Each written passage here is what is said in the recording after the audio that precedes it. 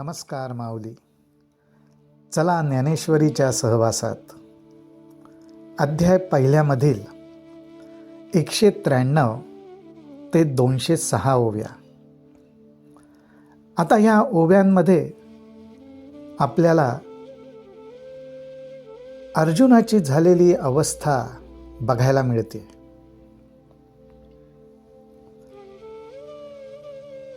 श्रीकृष्णांनी मधोमध रथ आणून उभा केलाय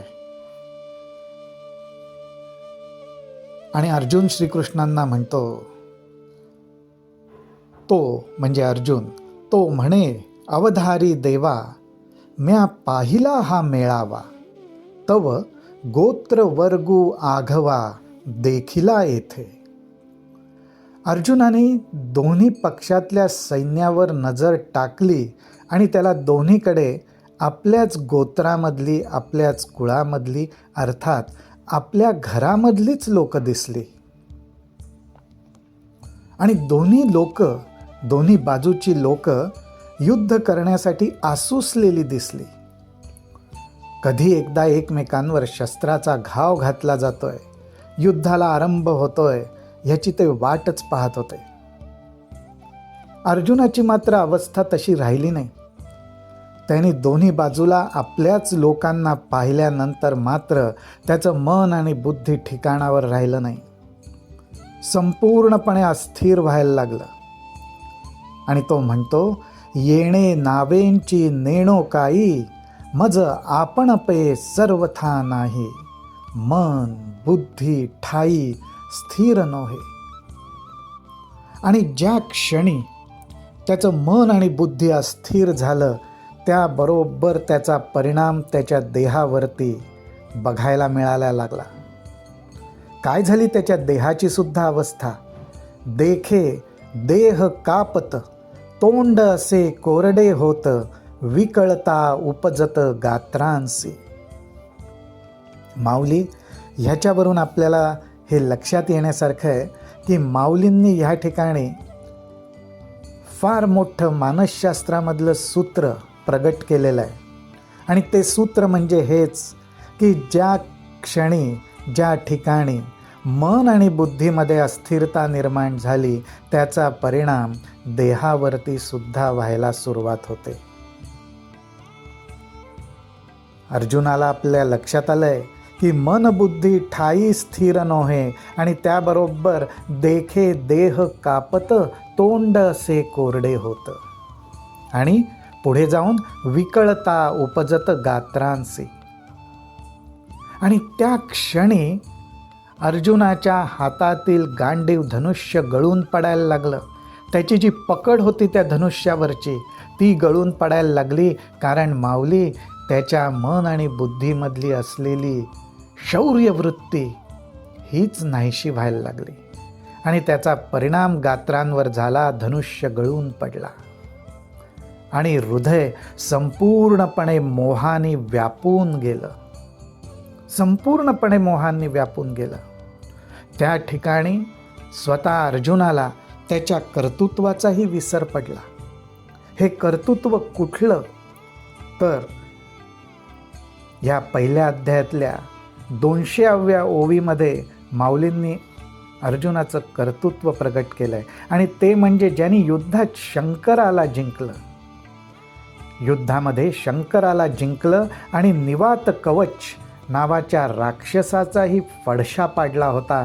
त्या अर्जुनाला मात्र आता ह्या क्षणी मोहाने ग्रासून टाकलेलं आहे आणि त्याला त्याच्या ह्या कर्तृत्वाचा विसर पडला.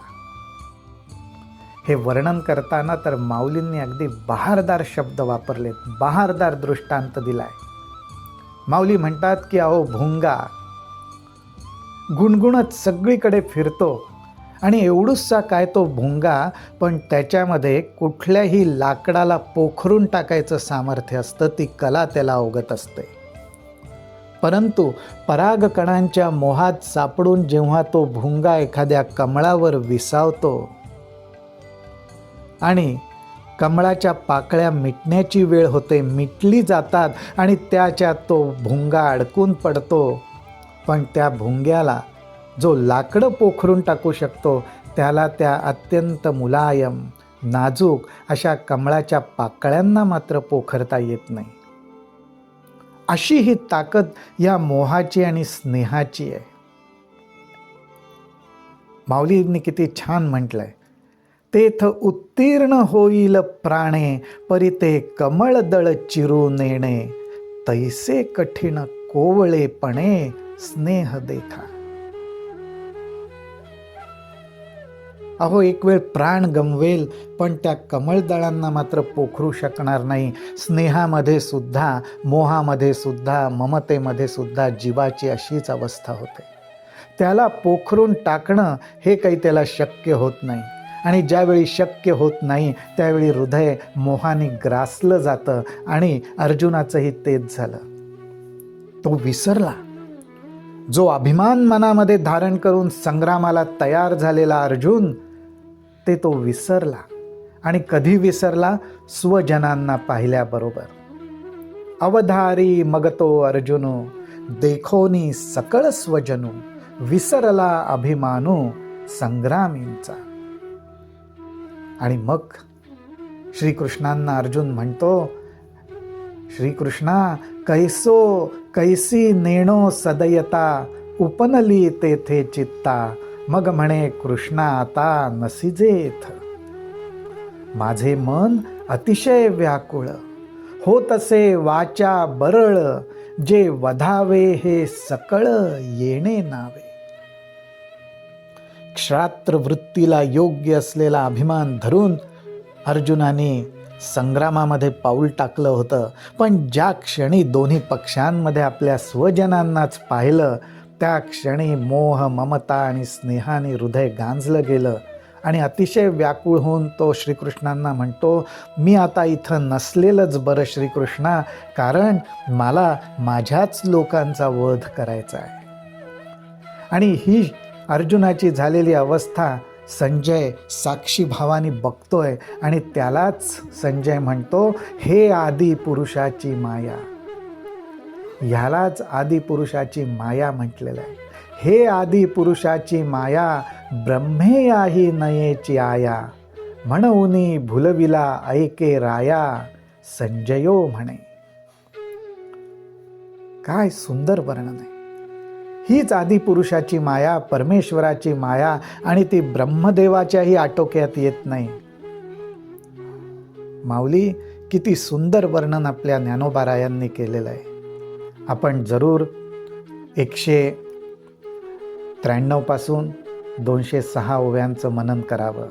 रामकृष्ण हरी, रामकृष्ण हरी, रामकृष्ण हरी.